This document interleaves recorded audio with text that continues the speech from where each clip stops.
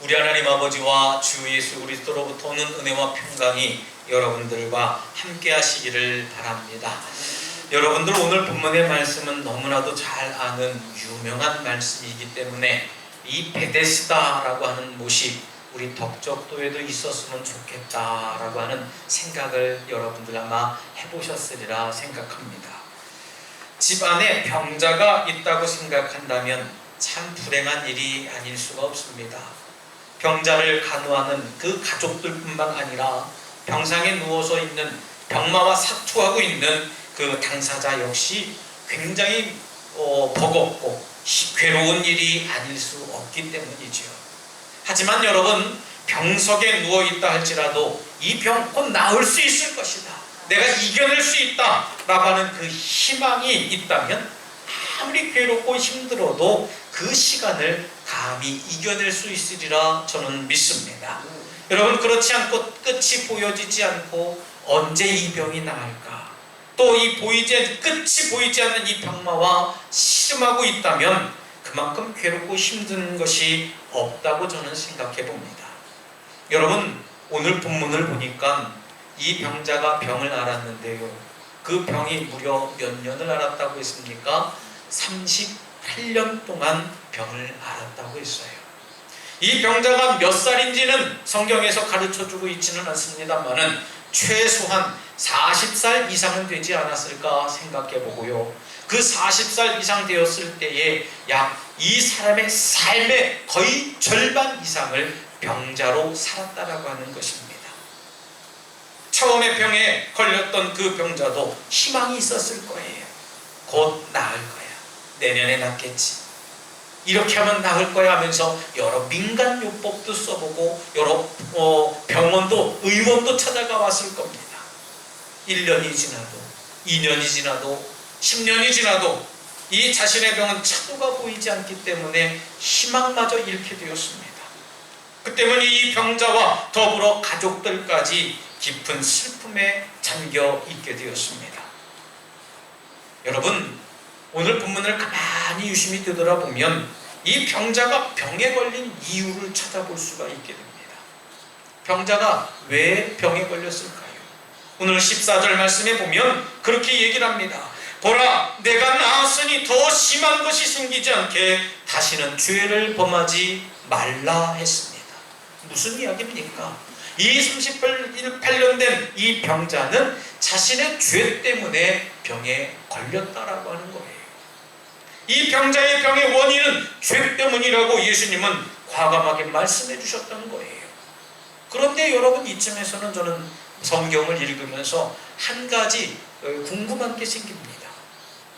세상의 모든 병의 원인도 죄의 원인일까? 죄 때문일까? 저는 생각해 봤습니다. 요한복음 9장 2절 말씀을 근거해서 보면은요, 그 당시의 유대 사람들은 모든 병의 원인을 자신들의 죄 때문이라고 여겨지게 되었습니다. 제자들이 물어가로되 랍비여, 이 사람이 맹인으로 난 것이 누구의 죄로 인함이오니까? 자기의 죄 때문입니까? 부모의 죄 때문입니까? 예수님께 묻기 시작했어요. 다시 말씀드리면 무슨 이야기입니까? 이 사람이 맹인이 되고 소경이 된 이유가 이 사람이 죄를 지어서입니까? 아니면 부모로부터 죄를 지었기 때문입니까? 묻는 거예요. 쉽게 말씀드리면 이 사람이 맹인이 된 게 죄를 지었던 것이 아닙니까? 라고 예수님께 묻던 거였습니다. 물론 죄 때문에 병이 걸렸다라고 말할 수도 있습니다. 비근한 예로 여러분, 암이나 당뇨병이나 기타 다른 질병들을 여러분들 가만히 되짚어 보면 우리들의 삶의 리듬이 무너져서라고 많이 알고져 있습니다. 스트레스를 많이 받게 되거나, 아니면 불규칙한 식생활 모습이나, 아니면 내 삶의 신체적인 리듬을 깨닫지 못했을 때에 여러 가지 중병들이 찾아온다고 이야기를 합니다. 그렇기 때문에 내 자신이 자신의 몸을 잘 돌보지 않았던 이유였지, 어떤 다른 질병들이 죄 때문이라고 우리가 과감하게 얘기할 수 있는 부분이 아니라고 저는 생각해 봤습니다. 여러분, 그렇다고 해서 병이 생기는 원인을 죄 때문이라고 일반화시키는 것이 또한 성서적으로도 맞지 않는다라고 저는 성경을 통해서 보게 되었습니다. 그렇다면 만일 죄 때문에 병이 생긴 것이라면 왜 이 사람만 죄로 인해서 38년이라고 하는 시간 동안 고통 가운데 있게 되었을까요? 많은 사람들은 이런 질문들에 다음과 같이 이야기를 하고 답변을 합니다. 하나님의 영광을 보이기 위해서요. 38년 됐지만 하나님이 고쳐주심으로 인해서 병 고침을 받음으로 인해서 예수님이 치유해 주신 그 목적이 하나님께 영광 돌리기 위해서 아닙니까? 라고 많은 사람들이 이야기를 하게 됩니다. 어떻습니까? 여러분들도 이런 대답에 동감하십니까? 저도 공감합니다. 하지만 이런 답을 듣고 있다라고 하면 더욱더 질문이 생기고 의문이 생깁니다. 하나님의 영광을 보이기 위해서 38년 동안 괴로워하고 힘들어하고 아파하며 살았던 그 사람의 고통은 과연 무엇으로 보답받을 수 있겠느냐는 얘기예요. 병에서 치유함을 받은 것만으로도 감사해야 된다라고 하는 그런 말을 한다면 하나님을 너무 사랑이 없는 분, 하나님을 너무 작은 분으로 우리가 가둬두는 역할밖에 되지 않습니다. 여러분들은 하나님을 어떤 분으로 생각하십니까? 전 오늘 본문의 말씀을 읽고 묵상하면서 또 곱씹으면서 답답한 마음을 금할 수가 없었어요. 아무리 생각해봐도요, 하나님의 영광을 위해서라고 38년 동안 병마와 싸워야 할 그 사람의 마음을 생각해보니까 하나님의 영광이 그토록 크다 할지라도 38년이라고 하는 그 시간을 아파하고 힘들어하고 눈물을 흘리며 있어야 할 그 사람을 생각하니 너무나 마음이 답답하게 되었습니다. 또 그 한 사람의 가족들을 생각해 보세요. 가족들은 얼마나 힘겨웠겠습니까? 혹시나 하는 마음에 베데스다라고 하는 연못에 매일 그 병자를 들고 와 내려와 있어야 됐습니다. 왜요? 매일 천사가 와서 물을 요동친 게 아니고요, 아주 가끔씩 예고하지 않고 와서 천사들이 물을 요동칠 때 먼저 들어가서 그 물을 닿는 사람이 어떤 병에 걸렸다 할지라도 낫는 축복을 받는다 했습니다. 여러분, 이 베데스다 연못 근처에 움막이나 하나 지어주고 그곳에 병자를 있게 하고 간혹 들려서 먹을 것이나 갖다 놓고 갔을 그 가족들을 생각 한번 해보세요. 떨어져서 살아야 됐습니다. 또 먹을 것도 내가 챙겨주지 못하는 그런 상황이 되어버렸습니다. 얼마나 가슴이 아팠겠습니까? 오늘 저는 본문의 말씀을 묵상하고 읽으면서 저와 여러분들이 나누려고 하는 그 말씀 중에 아주 놀라운 사실 하나를 발견하게 되었습니다. 38년 된 병자는 바로 나 자신이라는 거예요. 아무개 엄마, 아무개 아빠가 아니에요. 누구의 사람이 아닙니다. 바로 38년 된 병자는 나라고 하는 겁니다. 38년 된 병자가 예수님을 처음 만나서 한 말이 무엇입니까? 주님, 물이 움직일 때에 나를 못해 넣어주는 사람이 없어서 내가 가는 동안에 다른 사람이 먼저 내려가더이다. 변명합니다. 여러분, 베데스다라고 하는 연못에 매일 시간에 규칙적으로 그랬으면 아마 줄을 서면 될 거예요. 다음번엔 누구, 다음번엔 아무개 엄마, 다음번에는 이 사람 저 사람 순서를 정해놓고 병을 낫는 방법을 터득했을 겁니다. 하지만 이 물에 먼저 들어가서 담그는 사람이 어떤 질병도 낫는 축복을 받는다고 했습니다. 천사를 진짜로 받는지는 알 수는 없습니다만은 주석을 보니 베데스다 연못에 간헐적으로 물이 올라오는 연못이 있었다 했습니다. 쉽게 말하면 용천수처럼 말이죠. 물 밑에서 막 솟아오는 그런 거기 때문에 물이 요동친다고 한다는 얘기입니다. 이런 현상을 보고 유대인의 말에 전통적으로 내려오는 그 전설에 의하면 천사가 와서 물을 요동하게 한다라고 이야기를 했다고 했습니다. 그 순간에 병자가 만일 병자가 그 안에 들어간다면 어떤 질병도 깨끗이 낫는 축복을 받는다 했다는 것이죠. 여러분, 이후에 어떠하든 간에 그 병자는 예수님을 처음 만나 자신의 상황을 이야기를 하게 되었어요. 예수님, 물이 요동칠 때 나도 들어가서 나도 나음을 받고 축복받고 싶었지만 누구도 나를 넣어주는 사람이 없어서 내가 기어서라도 갈 때에 많은 사람들이 나보다 앞서서 가게 되었습니다. 그래서 내가 38년 동안 여기에 있습니다. 외쳤어요. 여러분, 어떠한 이유로 그 병자가 우리 자신이라고 제가 표현을 했겠습니까? 우리는 어떤 현상 앞에서 당당하기보다는 핑계대기를 좋아합니다. 이래 저래서요, 이렇게 돼서요, 저렇게 돼서요. 얼마나 핑계거리가 많은지 몰라요.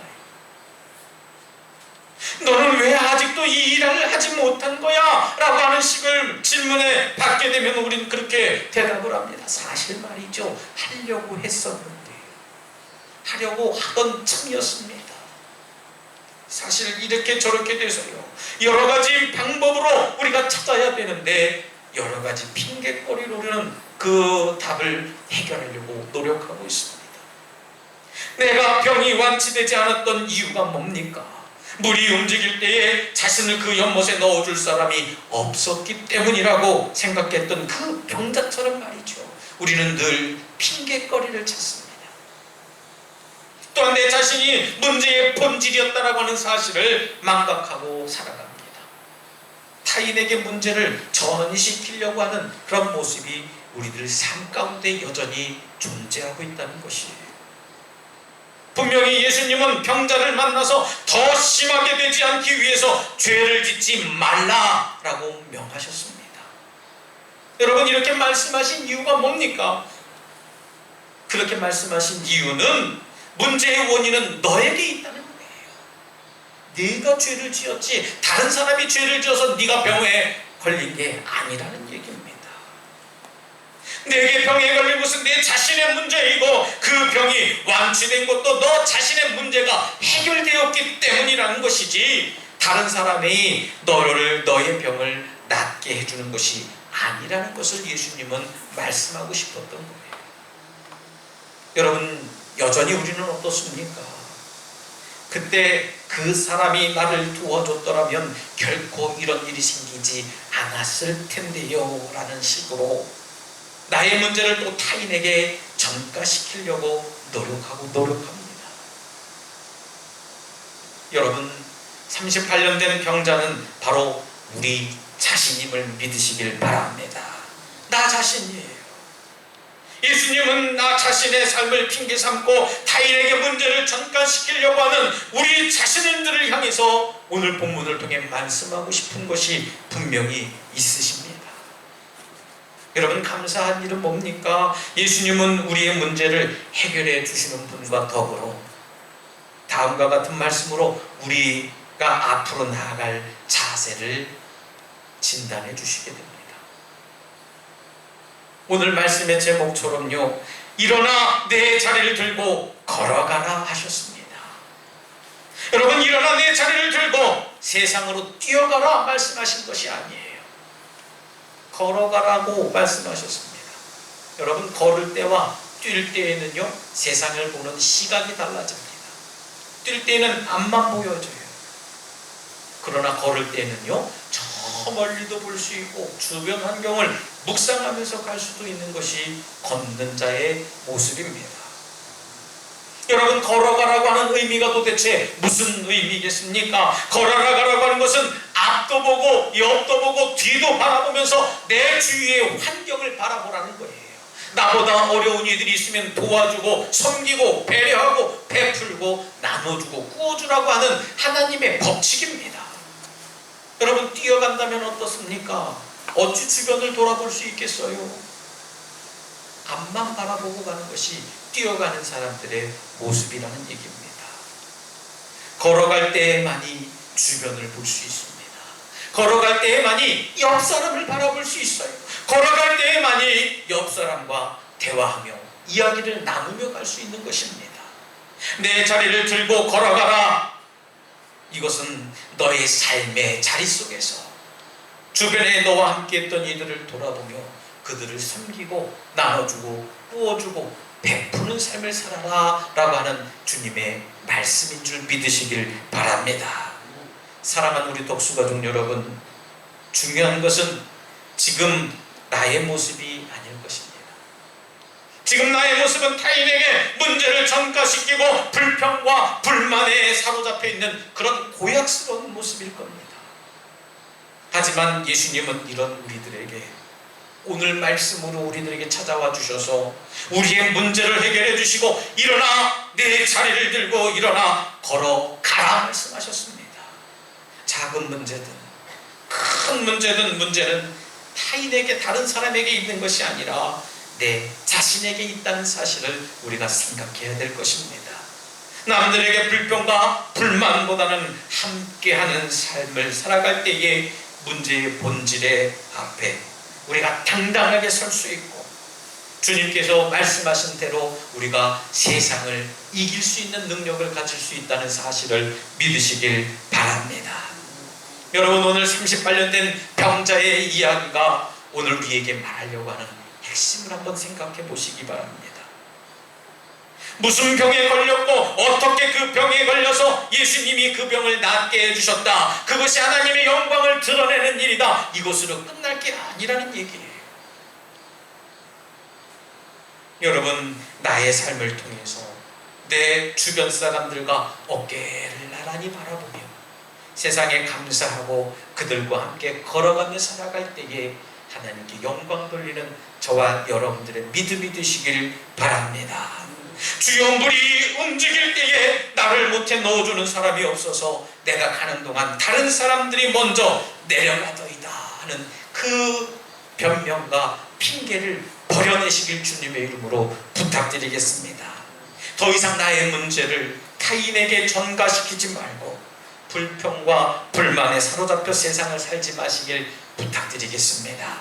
특별히 우리 모두가 더불어 살아가는 하나님께 감사하는, 하나님께 영광 돌리는 믿음의 삶을 통해서 하나님께 기쁨을 드리고 하나님께 더욱 감사하는 우리 덕수가족 모두가 되시기를 다시 한번 주님의 이름으로 축원합니다. 이 시간 함께 결단의 기도를 드릴 때 주님, 이제는 더 이상 남 탓하지 않고 늘 하나님께 감사하며 살게 하여 주시옵소서.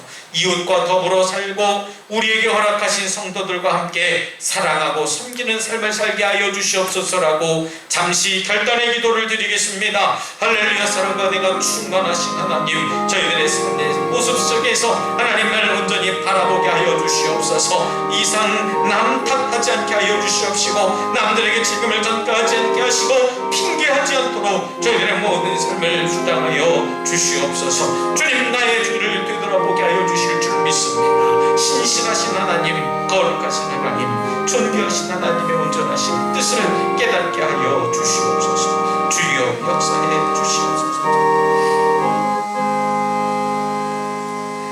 사랑의 하나님, 감사합니다. 오늘 38년 동안 병의 문제를 해결받지 못한 그 병자가 주님의 이름에 순종함으로 고침을 받았던 것처럼 모든 문제는 나에게 있고 그 문제의 해결은 주님께 있음을 믿게 하여 주시옵소서. 주님, 저희들이 서로 사랑하고 섬기는 믿음의 사람이 되게 하시고 날마다 주님만 바라보는 거룩한 성도의 삶을 살아갈 수 있도록 축복하여 주시옵소서. 예수님 이름으로 기도드리옵나이다. 아멘.